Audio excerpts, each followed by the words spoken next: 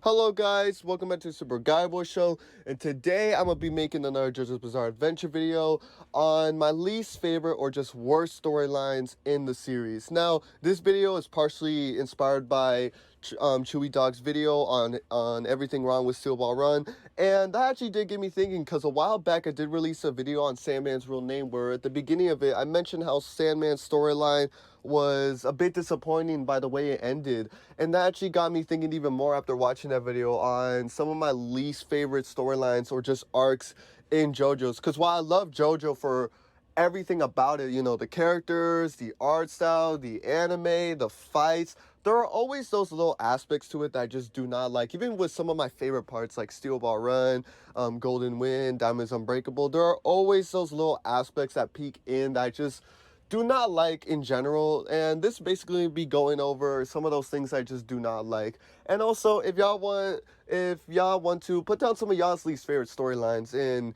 JoJo's Bizarre Adventure, because there's bound to be one. As big as the series is, it's been running on for 30 years, there are always going to be those little duds here and there. So yeah, these are some of my least favorite storylines in JoJo's Bizarre Adventure.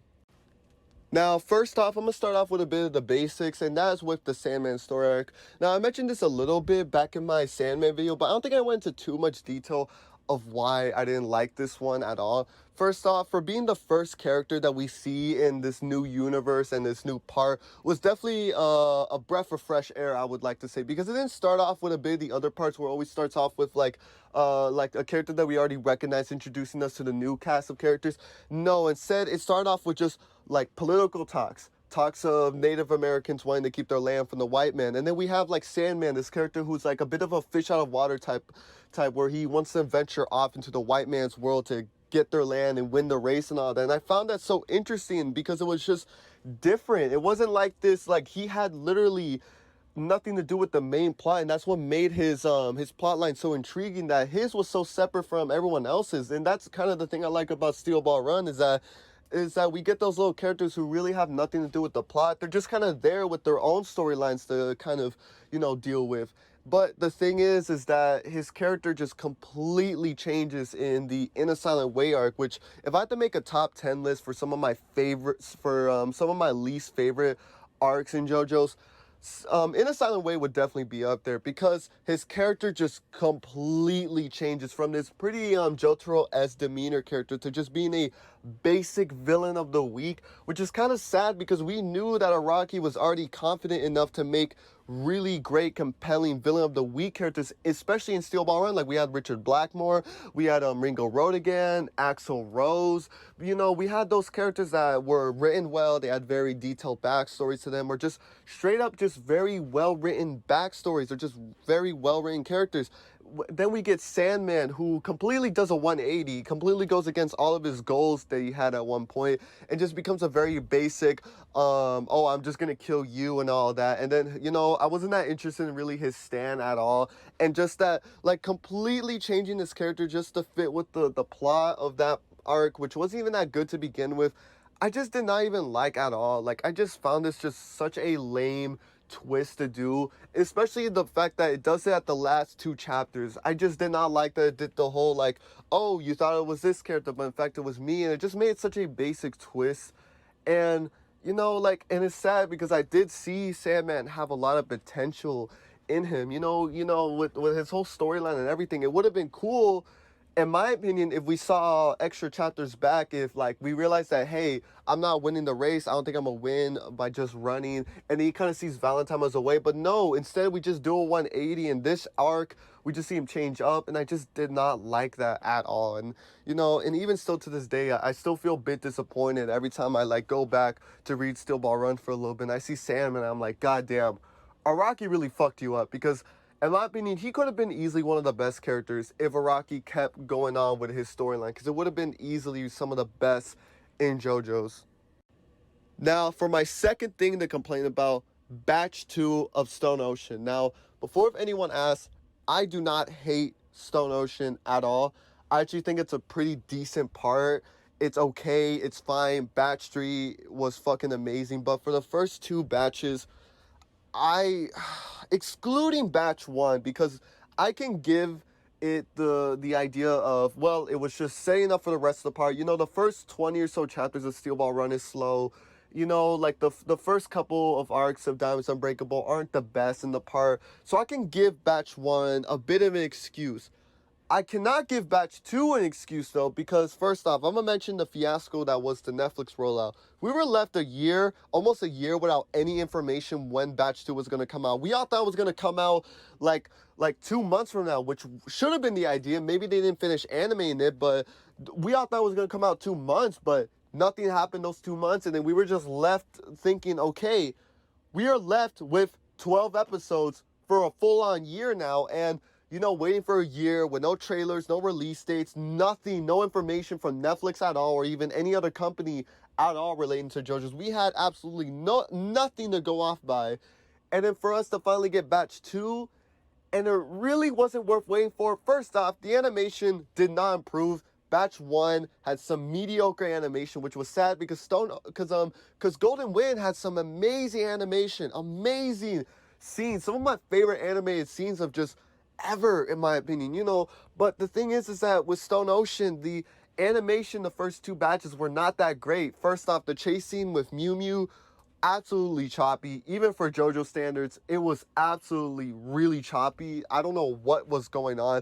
The usage of CGI on Dragon's Dream looked really awful. You know, I liked when they did that with White Snake to give him that 3D effect.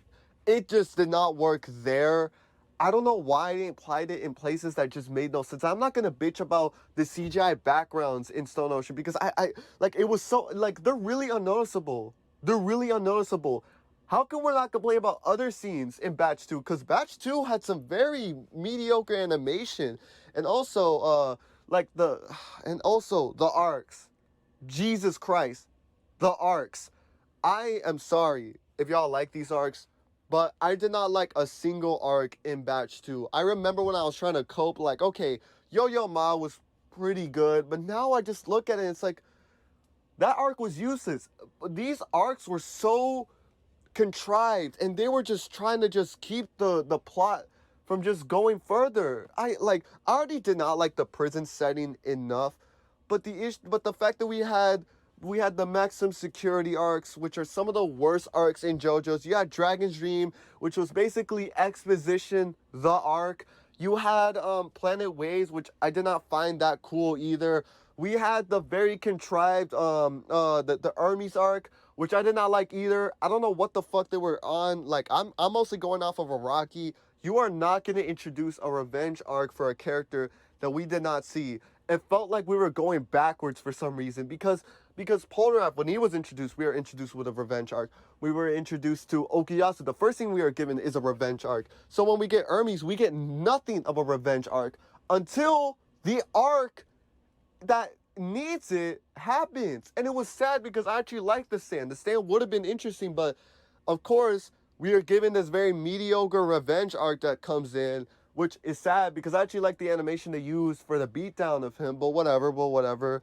I just did not like, and also the Jailhouse Lock arc could easily be in my top 3 of just least favorite arcs. It was so annoying. It was just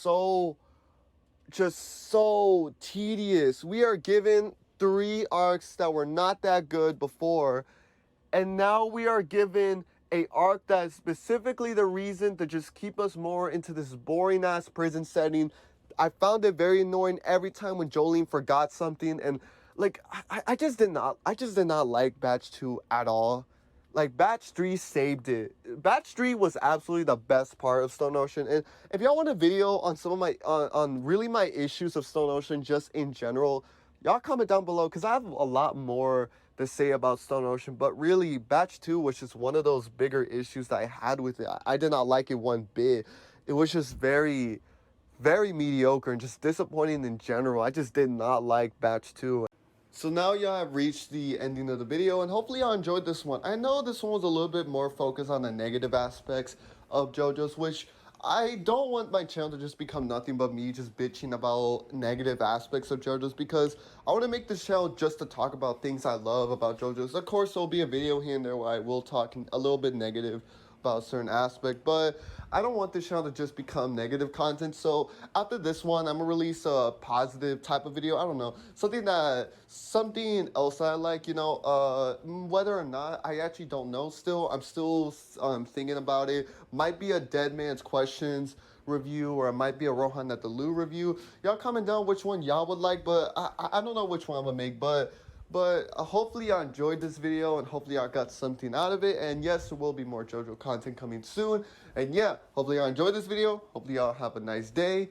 And yeah, see ya.